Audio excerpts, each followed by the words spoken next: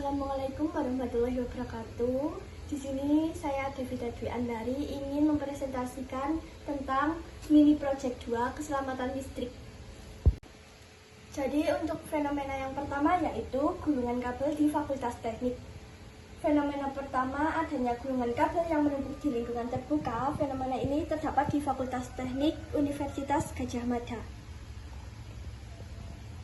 Resiko apa yang terjadi?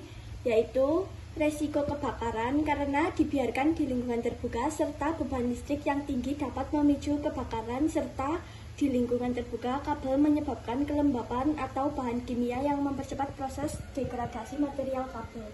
Selanjutnya yaitu faktor apa yang mempengaruhi.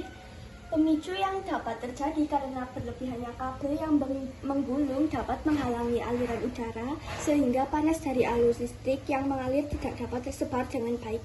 Hal ini meningkatkan risiko kabel meleleh atau terbakar.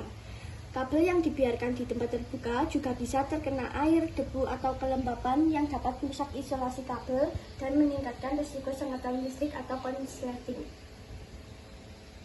Fenomena tersebut diatur dalam SNI Standar Nasional Indonesia dengan nomor 040225/2000 instalasi listrik untuk bangunan gedung. Standar ini mengatur bagaimana instalasi listrik harus dilakukan di bangunan, termasuk penggunaan kabel yang benar. Kabel yang tergulung di tempat terbuka bisa melanggar ketentuan ini karena tidak sesuai dengan penataan kabel yang aman. Untuk yang kedua, terdapat pada Peraturan Menteri Energi dan Sumber Daya Mineral ESDM nomor 18 tahun 2015 tentang penetapan standar kompetensi kerja nasional Indonesia di bidang ketenagalistrikan, juga mengatur aspek keselamatan dalam pemasangan kabel listrik. Permen ESDM nomor 38 tahun 2018 mengatur instalasi tenaga listrik yang aman, termasuk ketentuan untuk instalasi kabel di ruang terbuka agar terlindung dari faktor-faktor yang bisa menyebabkan kerusakan, misalnya cuaca dan tekanan fisik.